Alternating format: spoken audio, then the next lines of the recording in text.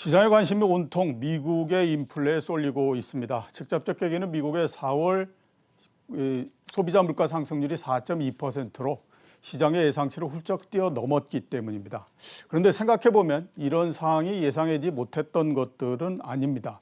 물론 예상했던 것보다 높기는 하지만 경제 지표의 전망치하고 그다음에 실제치가 서로 맞지 않는 것이 한두 번이 아니었기 때문입니다. 물가 상승이 일시적이다라고 얘기하는 연준의 말도 상당히 좀 논리적으로 맞는 얘기가 아닌가라는 생각이 듭니다. 왜냐하면 경기가 조금만 나빠져도 디플레를 걱정해야 되는 구조 하에서 오랜 시간 동안에 걸쳐서 지속적으로 물가가 오른다라고 얘기하는 것은 좀 논리적으로 맞지 않기 때문입니다. 이를 시장이 모르지를 않을 것 같은데 주식시장이 물가에 대해서 굉장히 강하게 반응을 하고 있는 걸 보면 다른 요인들도 좀 있지 않는가라고 하는 생각이 들고, 그래서 또 다른 요인들도 좀 점검을 해봐야 되는 게 아닌가라는 필요성도 좀 느낍니다. 그래서 오늘은 김일고 하나투자증권 수석 이코노미스트를 모시고 여러 가지 일들에 대해서 좀 알아보는 시간을 갖도록 하겠습니다. 안녕하십니까? 안녕하십니까? 예, 잠깐 안내 말씀을 좀 드리도록 하겠습니다. 주식경제에서는 실시간으로 시청자 여러분들의 궁금한 점을 속 시원하게 풀어드리도록 하겠습니다. 지금 한국경제TV 유튜브 라이브 채팅창으로 궁금한 점을 문의해 주시기 바랍니다. 자, 일주일 내내 특히 이번 주에 계속 시장에서 들리는 얘기는 인플레 얘기밖에 없습니다. 주식시장은 제가 봤을 때도 참 학습 능력은 대단하다라는 생각이 드는 게 한쪽으로 쏠리기 시작하면 그 얘기 이외에는 다른 얘기가 거의 들리지 않는데 지금 생각해 보면 2, 3분기에 2분기나 3분기에 미국이 상당히 높은 인플레를 경험할 거다라고 하는 거는 이미 상당히 예상돼 있었던 그런 게 아닌가라는 생각이 드는데요. 의외로 시장의 반응은 굉장히 강합니다. 이렇게 강하게 나오는 이유가 뭐라고 지금 보십니까? 글쎄 지난달에도 미국의 소비자 물가 상승률이 3%대로 나오긴 했습니다만 크게 반응은 안 했거든요. 근데 이번에는 지난주에 옐렌 재무장관이 금리 이야기를 했거든요. 그게 이제 논란이 좀 가중돼 있던 상황입니다. 그러니까 미국 경제가 과열되는 걸 막기 위해서 금리가 좀 올라야 할 것 같다. 금리가 올라가야 할 것 같다. 이렇게 표현을 했는데 이게 이제 제가 볼 때는 그게 연방기금 금리를 이야기한 건 아니에요. 연준이 금리를 올려야 된다고 이야기를 한 건 아닌데 많은 분들이 금리하면 연방기금 금리 생각을 합니다. 거기다가 이제 제가 볼 때는 재무장관이 연준에 대해서 금리를 어떻게 하라라고 이야기했을 가능성은 그거는 거의 제로거든요. 근데 트럼프 대통령이 그런 행동을 하긴 했습니다만 재무장관이 그런 이야기를 했을 가능성은 없는데 사람들은 그걸 이제 많은 사람들은 금리하면 연준이 금리 올리라는 이야기인가 이렇게 받아들여 놓고 있던 상황이에요. 그런 상황에서 이제 소비자 물가 상승률이 높게 나오니까 물론 옐런은 그 다음 날 인플레이션에 대해서 걱정하는 건 아니다라고 이야기했습니다만 물가 상승률이 4%대까지 나오니까 투자자들은 이러면 연준의 긴축이 빨라지는 거 아니냐, 연준이 2023년까지 금리 안 올린다 이런 식으로 이야기를 하는데 이거는 아니다. 연준은 그렇게 이야기하는지 모르는데 미국 재무부는 금리 올리라고 이야기한 거 아니냐, 이게 서로 간의 엇박자가 아니냐, 이런 식으로 이제 투자자들이 생각을 한 것 같아요. 근데 그거는 제가 볼 때는 금리를 너무 주식도 종목이 다 있는데 서로 간 다르게 움직이는데 금리라고 하는 것 연방기금리만 너무 생각한 거 아닌가. 근데 제가 볼 때 옐런 재무장관이 이야기한 거는 시장의 장기금리예요. 그러니까 이제 그 주식이나 부동산이나 이게 버블 안 갈라 그러면 연방기금리는 고정시켜 놓더라도 시장의 장기금리는 올라가게 해야 될 것 같다 이런 이야기를 한 것 같은데 그게 좀 오해가 있었던 것 같습니다. 오해가 생긴 상태에서 물가 상승이 높게 나오니까 야 이거 봐라 이제 큰일 났다 이렇게 이제 반응한 것이 그 요인이 아닌가 이렇게 이제 보이고요.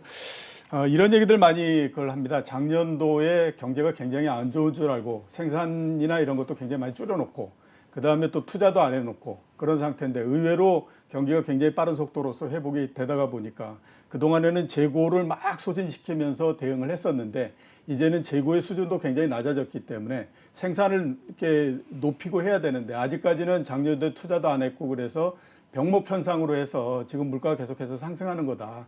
그러니까 이 병목 현상이 해결되면 그 다음부터는 물가가 좀 안정이 될 거다라는 얘기도 있거든요. 인플레의 원인과 관련해서 이렇게 보는 시각에 대해서는 지금 어떻게 판단하십니까?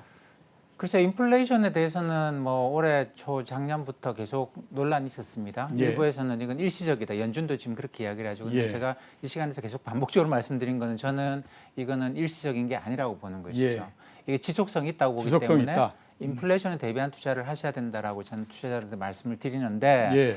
이 병목 현상이라고 하는 게 일시적으로 공급이 그러니까 이제 작년에 좀 전에 앵커님 말씀하신 것처럼 경제가 안 좋을 거라고 생각해서 일시적으로 생산을 늘리지 않고 있었던 상황에서 갑자기 수요가 증가하면서 재고가 부족함 이러면 일반적으로 생산을 늘리면 돼요. 거기에 예. 따라 걸리는 시간은 얼마 안 되는데 그렇죠. 제가 볼 때 지금은 그런 차원이 아닌 그런 게 차원이 아니다. 네, 아닌 게 사실 지금 소비가 그러니까 수요가 일어나는 거는 전반적인 수요의 증가가 아니고 예. 여전히 소비 쪽은 굉장히 좀 부진해요. 근데 기업 투자가 몇몇 산업에서 폭발적으로 일어나고 있습니다. 예. 근데 그게 주로 이제 뭐 반도체 쪽, 뭐 파운드리 공장 여기도 짓는다, 저기도 짓는다, 어마어마하게 지어된다고 하고 있고, 그다음에 예. 또 이제 자동차 쪽에서는 자동차 수요가 증가하고 있지가 않아요. 예. 근데 사람들이 전기차 수요가 폭발적으로 증가를 하면서 기존의 자동차 그냥 내연기관 자동차 라인은 이미 어마어마하게 전세로 깔려 있거든요. 근데 예. 그거를 접고 전기차 라인을 본격적으로 들어가고 있는데 이게 뭐 작년 재작년까지만 하더라도 테슬라만 그렇게 하고 있었거든요. 그래서 뭐 저거 천천히 할 거야라고 생각했다가 지금은 전 세계 자동차 회사들이 모두 다 발벗고 나선 상황입니다. 그다음에 이거 반도체도 마찬가지고 이거 돈 벌려고 하고 있는 게 아니고요. 자동차나 반도체 쪽이 이거 생존의 문제예요. 미국의 경우에도 미국과 중국 사이의 패권 경쟁. 예. 그리고 우리나라도 어제 발표했습니다만 우리나라도 독립하겠답니다. 반도체 독립. 그러면 지금 얼마나 설비를 늘리겠다는 이야기. 이게 돈 그렇죠. 벌겠다고 하는 예, 이야기가 예. 생존을 위한 거고. 그다음에 자동차도 마찬가지고. 그러다 보니까 이게 좀 뭐 일반적으로 돈 벌려고 기업이 투자하는 거는 뭐 부품이 좀 공급이 부족하면 나중에 할 건데 지금은 부품 공급이 부족한 상황에서 무조건 사재기 들어가는 거죠. 무조건 사재기 들어가면서 비싸도 빨리 하자. 이거 빨리 안 하면 우리는 여기서 자동차 기업들도 마찬가지인데 이 여기서 전기차 생산이 몇 달 늦어진다, 망한다라는 겁니다. 그렇기 때문에 비싸도 무조건 투자에 들어가는 것이고 지금 뭐 미국과 중국 사이도 마찬가지죠. 여기 한국도 들어가 있는 상황이고 그다음에 조만간에 유럽도 반도체 독립을 선언하고 예. 이제 본격적으로 공장들을 만들겠다는 계획을 내놓을 거예요. 이렇게 되면 이것도 마찬가지입니다. 비싸다고 지금 뭐 나중에 공장 만듭시다 이런 차원이 아니거든요. 그러다 보니까 이 병목 현상이 이게 일반적으로 경제가 돌아가는 기업들이 돈 벌기 위해서 움직이는 경우에는 이 병목 현상이 좀 완만하게 끝납니다만 근데 지금 제가 볼 때 이 자동차하고 반도체 쪽에서 아주 극심한 병목 현상을 계속 야기를 나가고 있고 예. 이미 투자 계획을 발표한 데서 이걸 접을 수가 없는 상황이에요. 그렇기 때문에 저는 이게 인플레이션이 상당히 좀 오래 갈 수 있는 그런 거라고 봅니다. 예.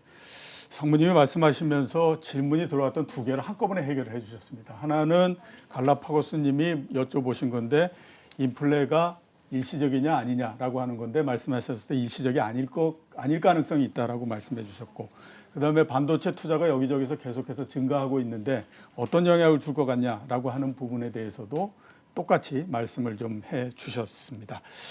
자, 또 하나 여쭤볼 게 지금 이제 인플레에 대해서 굉장히 반응이 센 이유 중에 또 하나는 연준에 대한 불신이 좀 있는 게 아니냐라고 하는 우려도 상당히 있고요. 또 제가 봤을 때도 어느 정도 뭐 충분히 가져볼 만한 의문이다라는 생각이 듭니다. 왜냐하면 연준이 계속 금리를 안 올리고 또 뭐 테이퍼링을 안 하고 이런 얘기를 하지만 경제 지표를 봤을 때 논리적으로 그거보단 하는 게 맞을 것 같은데 이런 생각이 들어서 아마 이런 것 같은데 연준에 대한 불신 이 부분들에 대해서는 어떻게 지금 보십니까? 제가 오늘 아침에 그런 리포트를 냈는데 연준이 이제 인플레이션 안 잡는다라는 안 잡는다. 예. 네, 인플레이션이 일시적일 것 같아서 인플레이션에 대응 안 하겠다가 아니고 연준에게 주적은 예전에는 인플레이션이었거든요. 그렇죠. 그러니까 1970년대 이럴 때 뭐 대단했죠. 네, 맞습니다. 근데 1970년대부터 90년대까지 미국의 모든 경기 침체는 다 인플레이션 때문에 발생했어요. 인플레이션 때문에. 네, 그렇기 때문에 연준이 인플레이션을 주적으로 보고 인플레이션 위험이 있으면 무조건 금리 올려서 인플레이션 잡는 게 그래서 연준은 인플레이션 파이터라고 한 것이죠. 예. 근데 2000년대 이후로 미국의 경기 침체는 인플레이션 때문이 아니에요. 예. 이건 전부 다 2000년에 주식 버블이죠. 2008년 부동산 버블. 부동산 버블. 그러니까 자산 버블이 미국의 경기 침체를 낳았어요. 예. 그러면 지금 연준이 인플레이션 잡겠다고 해야 될 거냐? 연준을 여전히 인플레이션 파이터로 보는 사람들은 연준 신뢰할 수 없다. 연준이 왜 인플레이션 압력이 있는데 가만히 있느냐? 예. 연준을 못 믿겠다 이렇게 이야기를 하는데 제가 볼 때는 연준의 주장이 바뀌었어요. 예. 인플레이션 뭐 그거 있다고 해서 뭐 미국에 큰 문제가 있나 이렇게 생각을 바꿨고 이쪽에 이제 자산 버블을 잡겠다고 나서는 중이죠. 그래서 최근에 뭐 옐런 재무장관이 이야기한 맥락도 제가 볼 때는 미국 경제의 과열이라고 하는 게 이게 성장률, 실물 경제의 과열이 아니고 예. 자산 가격의 부동산이나 주가의 주식시장의 과열을 이야기하는 것 같고 최근에 파월 연준 의장도 마찬가지로 몇몇 자산의 버블 우려에 대해서 걱정하고 있다 이런 이야기를 했는데 이렇게 되면 연방기금리를 올려가지고 부동산 주식시장에 영향을 줄 수는 없어요. 장기금리를 직접 관리하겠다라는 그런 것이죠. 그래서 아마도 조만간에 테이퍼링이라고 하는 게 발표되지 않겠는가 그런 생각을 해야 될 것 같고 뭐 예. 시간이 지나다 보면 이제 연준이 지금 갖고 있는 미국채가 한 5조 달러 정도 있거든요. 전체 예. 국채 발행한 게 20조 달러인데 그 중에서 한 25% 정도를 연준이 갖고 있는데 뭐 장기금리가 정 안 올라가면 이걸 팔아서라도 예. 장기금리를 올리는 그러면서 이제 주식과 부동산 시장이 예전처럼 또다시 버블이 생기고 그게 경기 침체를 낳는 걸 이제 막는 데 주력을 하는 것 같아요. 그러다 보니까 근데 연준이 이 부분에 대해서 분명하게 이야기를 안 하거든요. 분명히 이야기를 안 하고 무슨 정책을 어떻게 쓰겠다는 것에 대해서 옛날만큼 투명하지가 못해요. 그러다 보니까 좀 믿을 수 없다 이런 이야기들도 많이 하고 있습니다. 예, 알겠습니다. 질문이 들어와서 좀 여쭤봐야 될 것 같습니다. 그 김비 씨가 질문을 하신 건데요. 미국의 인플레 현상이 구조적인 문제라면 국내 시장에는 어떤 영향을 줄까요? 라고 질문을 하셨습니다. 네, 제가 이제 오늘 아침에 쓴 리포트에도 그런데 이게 지금 짧은 이야기는 아니고 조금 길게 봐야 됩니다. 예. 앞으로 뭐 2, 3년 후로 봐야 되는데 사실 미국이 이렇게 장기 금리를 끌어올리게 되면 그러면 전 세계적으로 금리가 올라가게 되죠. 그렇죠. 근데 이제 미국 같은 경우에는 가계가 전부 다 모기지 대출 받을 때 고정금리로 빌려가기 때문에 네. 시장금리가 뭐 연방기금이든 아니면 뭐 10년짜리 국채금리든 금리가 뭐든 올라가더라도 아무런 이자 부담의 증가가 없어요. 근데 우리는 전부 다 변동금리 대출이거든요. 뭐 그 고정금리 대출이라고 해봤자 보통 3년 정도 고정이고 그 다음에 또 금리가 변하는 옵션이 거의 대부분. 그러다 네. 보니까 이게 이제 우리 같은 경우에는 시장 금리가 올라가 버리게 되면 가계 이자 부담이 아주 어마어마하게 문제가 됩니다. 이거는 한국도 마찬가지, 중국도 마찬가지인데 그러다 보니까 이게 이제 결국은 우리 경제에 어마어마한 충격을 줄 수 있는 위험이 있어요. 그래서 뭐 저는 그렇게 생각하는데 우리가 지금이라도 빨리 이제 그러니까 이제 저금리 시대는 끝났다. 그리고 미국이 금리를 올리는 쪽으로 지난 20년간 달리 이제 금리를 올리는 쪽으로 인플레이션은 그냥 방치하고 오히려 조장하는 쪽으로 바뀌었고 네. 금리를 올리는 쪽으로 간다고 한다면 우리도 빨리 이제 가계 대출을 변동금리를 고정금리로 전환시키는 노력을 해야 되겠죠. 결국 그러면 상무님 말씀을 들어보면 인플레보다는 자산가격 버블이 더 문제다. 이렇게 그 결론을 내볼 수 있겠네요. 네, 그렇게 봐야 될 것 같습니다. 예, 알겠습니다.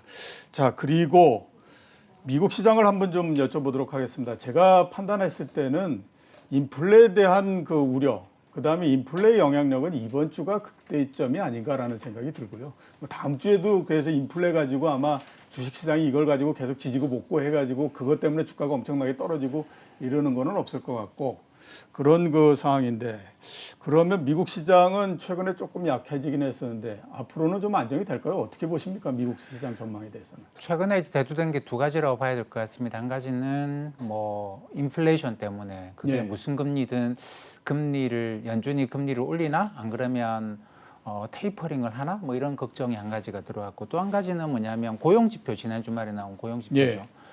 그러니까 사람들한테 돈을 주고 이제 그 돈을 더 많이 줬더니 취업을 안 하고 그냥 놀더라. 예, 그렇죠. 그래서 실업률이 오히려 높아졌다. 예. 이것 때문에 이게 민주당은 그런 식으로 계속 정책을 써야 된다고 했거든요. 사람들은 돈을 주자. 근데 이게 공화당은 아니 그러면 경제는 사람들 취업 안 하려고 할 것이다. 뭐 예. 그렇기 때문에 정책 방향을 그렇게 쓰면 안 된다 그랬는데 그러니까 민주당의 정책 방향이 좀 문제가 생긴 거예요. 이렇게 되면 의회에서 지금 뭐 몇 가지 것들이 그 계류가 돼 있는데 이게 정상적으로 잘 통과될 수 있겠는가라고 하는 그런 걱정거리가 좀 생긴 것 같은 경기 부양책도 이게 정상적으로 작동할 수 있겠는가에 대한 걱정거리도 있고, 뭐 저기 인플레이션에 대한 걱정거리도 있고 두 가지 걱정거리를 갖고 가는데, 예. 뭐 인플레이션은 사실 연준이 저기 관리 안 하겠다. 뭐 3%든 4%든 그 정도 인플레이션은 뭐 크게 나쁜 거 없지 않느냐. 예. 이렇게 감내할 만하다. 뭐 그렇죠. 예. 그러니까 우리처럼 그 저기 주택 대출을 변동금리로 가져간 경우에는 인플레이션이라는 게 굉장히 심각한 문제인데, 미국의 경우에는 물가 상승률 3% 4% 나오면 어떠느냐라는 것이죠. 예. 물론 미국도 이제 변동금리로 돈을 빌려간 기업들이 있습니다만, 사실 뭐 미국에서는 주요 기업들은 전부 다 이게 레버리지를 일으켜서 비즈니스를 하는 기업들이 아니기 때문에 예. 그러면 이제 뭐 괜찮다라고 생각하고 가겠죠. 그렇기 때문에 인플레이션은 시간이 지남에 따라서 주식시장에서 크게 신경은 안 쓸 건데, 예. 테이퍼링은 좀 지켜봐야 될 것 같아요. 예. 테이퍼링은 이제 좀 아마 6월달 FMC에서 이제 발표를 할 가능성이 높지 않느냐. 이제 국채 매입 규모를 서서히 줄여 나가겠다 이런 이야기를 하게 될 거고, 그렇게 되면 장기 금리가 더 올라간다고 예상을 하면 주식시장이 그렇게 실적에 따라서는 올라갈 수 있는데, 예. 실적 없이 뭐 돈이 많다 이런 걸 올라가기는 불가능하겠죠. 그렇기 때문에 주식시장의 상승세가 실적에 따라서 증가하는 좀 완만한 상승세로 예. 바뀐다고 보는 게 맞지 않겠는가 싶고, 그다음에 예. 이제 불확실성 하나가 이게 이제 뭐 지금 현재 쓰고 있는 미국 민주당 방식의 경기 부양책이 고용을 촉진하지 못하더라. 예. 그러면 뭔가 좀 방향 전환이 필요하지 않겠는가, 이런 것들이 좀 부양책에 대한 우려를 낳을 수 있다고 봅니다. 예, 알겠습니다. 미국 시장의 속도가 상당히 좀 줄어들 거다, 이렇게 이제 좀 말씀을 해주셨고요. 이번 주에 특히 두드러지게 나타나는 현상이 대만도 그렇고 일본도 그렇고 아시아 시장 굉장히 많이 하락을 하고 있고요. 대신에 유럽 시장은 상대적으로 상당히 또 선방을 하고 있습니다. 미국 시장이 중간에 서 있는 형태인 것 같고, 이런 형태이거든요. 지역별로 이렇게 주가의 차이가 크게 나타나는 이유를 뭐라고 지금 보십니까? 기본적으로 IT겠죠. 그러니까 동아시아, 그러니까 한국, 중국, 일본, 대만 이쪽은 IT 산업이 굉장히 비중이 큽니다. 그렇기 예. 때문에 주가 지수에서 구성 항목도 이쪽은 IT 쪽이 크고, 그래서 작년에 가장 주가 상승률이 높았던 지역이에요. 근데 유럽은 이 IT가 굉장히 좀 비중이 전반적으로 많이 낮죠. 예. 낮다 보니까 작년에 주가 상승이 그렇게 크지 않았고, 근데 최근에 뭐 대만 TSMC가 미국에 어마어마한 투자를 발표를 했습니다. 근데 사실 지금 파운드리를 그 정도로 할 만한 무엇인가, 파운드리라고 하는 게 자기가 뭐 물건 만드는 게 아니고, 이게 만들어 달라고 하면 만드는 거죠. 근데 만들어 달라고 하는 그만큼의 주문이 없는데, 예. 일단 뭐 어마어마하게 규모를 늘리겠대요. 거기다가 TSMC가 그렇게 나오니까 우리도 어쩔 수가 없죠. 그렇죠. 뭐 예. 그러다 보니까 이제 전체적으로 이게 이제 지금 자동차는 그나마 전기차 수요가 꽤 있는데 반해서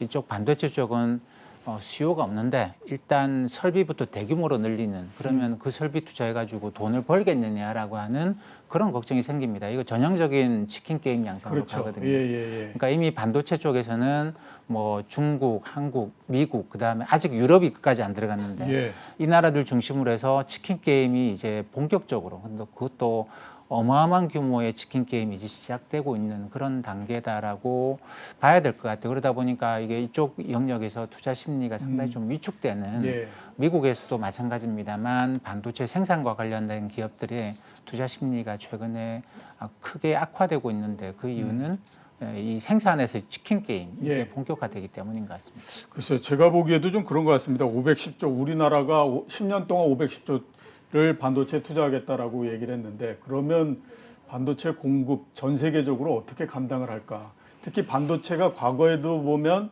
수요하고 공급에 약간의 차질만 생긴다고 하더라도 가격이 엄청나게 급등을 하거나 급락을 해버리는 그 산업이기 때문에 좀 문제가 아닌가라는 생각이 드는데, 그래서 오늘 질문 중에 굉장히 많은 질문이 반도체에 관해서 왔습니다. 뎁킴, DEPPKIM 이라는 분이 질문을 주셨는데요. 과연 한국 반도체가 세계 시장에서 앞으로 어떤 지위를 유지할 걸로 그렇게 전망을 하시냐, 이렇게 여쭤보셨습니다. 어떻게 생각을 하십니까? 삼성전자는 그동안 이 메모리 반도체와 관련해 가지고 치킨 게임을 여러 차례 해왔고, 예, 그렇죠. 그 치킨 게임에서 이제 절대적인 승자가 되어 왔습니다. 그래서 예. 메모리 반도체 쪽에서는 뭐 걱정할 거는 여전히 없다고 생각을 하는데 지금 이제 뭐 파운드리나 시스템 반도체 쪽은 사실 우리나라 반도체 회사들이 경쟁력을 갖고 있는 영역은 아니거든요. 그렇죠. 아직까지는 좀 뒤져 있는 영역이고 이 때문에 이게 이제 뭐 다들 걱정이 좀 많을 수밖에 없습니다. 근데 이걸 걱정하고 이제 남들이 투자하는데 안 하고 있을 수가 없는 게 이 산업의 특징이에요. 그러니까 이게 그 뭐 IT도 소프트웨어 쪽이라고 한다면 치킨 게임이라는 건 없거든요. 근데 이 생산 쪽에서는 먼저 생산을 해서 생산 공정에서의 수율을 높이고 그 생산 과정에서의 기술을 노하우를 축적해가는 기업이 무조건 이겨왔습니다. 그렇기 때문에 남들이 지금 치킨 게임 하니까 나는 나중에 해야지라고 하면 나중에는 도저히 넘을 수 없는 이 생산 공정상의 벽에 직면을 해왔거든요. 그렇죠. 그렇기 때문에 아예 뭐 포기할 수밖에 없었어요. 지금 우리가 뭐 한국이 메모리 반도체에서 절대적인 세계적인 강자가 되어 있는 것도 이런 먼저 생산하고 생산 공정에서의 노하우, 수율을 높이는 거, 수율 높이는 기술을 다른 기업들이 갖고 있지 못하거든요. 근데 우리는 갖고 있죠. 이 때문에 이 생산이라고 하는 거는 치명적으로 그런 문제를 갖고 있습니다. 그러니까 안 하면 안 돼. 안 하면 안 되고 남들보다 먼저 해야 되고 또 남들보다 대규모로 해서 빨리빨리 수율을 높이고 나리지를 그러니까 노하우를 빨리 익혀나가는 게 굉장히 중요한데 주주 입장에서는 그런 것이 주식 투자자 입장에서는 그게 처음에 어마어마한 투자가 들어가는데 이 투자가 나중에 이제 그만큼의 보상이 있을 것인가에 대한 굉장히 큰 불확실성이 있습니다. 그러니까 흔히 이제 리스크 리턴 관계로 보게 되면 굉장히 리스크가 크고 리턴도 굉장히 클 수 있는 그런 거다 보니까 이게 투자에 어떤 분들은 투자에 이걸 적합하다고 생각하실 것이고 근데 조금 보수적인 분들 같은 경우에는 치킨 게임 끝나고 난 다음에 투자를 하는 게 좋지 않겠는가 그렇게 생각하실 것 같고 그런 식으로 좀 나뉘게 되겠죠. 예, 알겠습니다. 시장 내부적으로 한번 좀 들어가서 여쭤보도록 하겠습니다. 말씀하셨던 반도체 때문에 그런지는 모르지만 삼성전자가 8만 원 밑으로 밀렸고요. 그다음에 SK 하이닉스 같은 경우에도 11만 원대로 지금 내려와 있는 상태입니다. 그런데 이게 두 기업만이 아니고 삼성전기 같은 경우에는 고점에서 따져서 25% 넘게 하락한 상태고 LG전자나 LG화학도 마찬가지로 고점에서부터 20% 넘게 하락을 한 상태입니다. 근데 원래 월가의 기준에 따르면 20%라고 하는 것은 상당히 의미 있는 선이지 않습니까? 뭐 10% 하락하고 하는 건 언제든지 있을 수 있는 일인데 20% 정도 주가가 떨어지면 이거는 침체 국면으로서 들어간다라고들 얘기를 하는 건데 이런 대형주 주가들이 20% 넘게 하락했다가 다시 이번 국면에 올라올 수 있을 거라고 지금 보십니까? 아니면 이제 이거는 좀 이번 국면에서는 끝났다라고 봐야 되는 건지 궁금할 수밖에 없거든요. 네, 근데 뭐 제가 이제 종목에 대해서 주가에 대해서 뭐라고 말씀드릴 수 있는 입장은 아니고 근데 이제 어쨌든 좀 조심스럽게 볼 필요는 있다고 생각을 해요. 왜냐하면 이게 실적이 나오고 이런 문제가 아니고 이제 그동안 벌어왔던 돈을 어마어마하게 투자가 들어가는 건데 그러면 이게 이제 현금성 자산이 줄어들면서 고정 자산이 설비 자산이 확 증가를 합니다.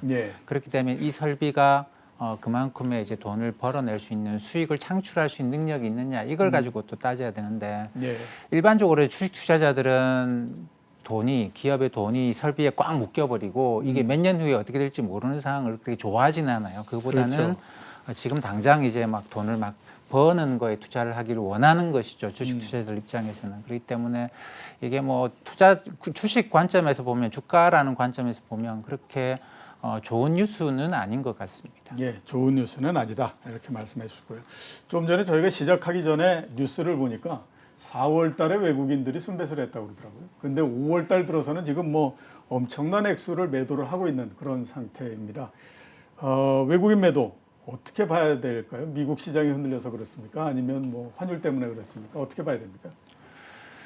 글쎄 전반적으로 이제 그 미국 시장의 상승장 뭐 셀인 메이라는 것도 있습니다. 그 5월에 좀 약해지지 않겠는가 이런 생각도 있고 다양한 생각이 있었는데 이게 5월 달에 들어오면서 테이퍼링이 진짜 가시화되는 그런 움직임이 좀 분명해요. 연준 쪽에서도 그런 이야기들 하고 있고 그다음에 옐렌 재무장관도 그런 이야기를 하고 있고 이렇게 되면 미국이 그동안은 연준이나 재무부가 전부 다 경기 부양하는 쪽으로 집중을 하다가 이제는 어느 정도 부양은 한 것 같으니 위기 관리, 위험을 관리하자라고 그게 뭐 인플레이션이든 아니면 자산 버블이든 그러니까 뭔가 위험 관리 모드로 이제 연준이나 재무부가 좀 바뀌어 나가는 인상을 강하게 받는 것이죠. 예. 이렇게 보면 주가 상승이라고 하는 게 뭐 주가가 하락한다고 보지는 않더라도 뭐 투자자들 입장에서도 그러면 내가 좀 리스크 관리를 좀 해야 되겠다 이렇게 생각을 하는 게 제가 볼 땐 당연한 것 같고 예.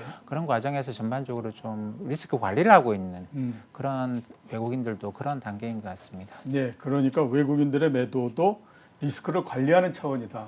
그러니까 우리가 이 리스크 관리하는 차원을 뭐 환율 때문이다 이렇게 보지 말고 일단 현재는 외국인들이 계속해서 리스크를 관리하고 있는 상태니까 그거를 좀 유의해서 보면서 시장에 좀 대응해야 된다. 이렇게 우리가 정리를 해보도록 하겠습니다. 오늘 나와주셔서 감사합니다. 감사합니다. 예. 지금까지 김일구 하나투자증권 수석 이코노미스트였습니다.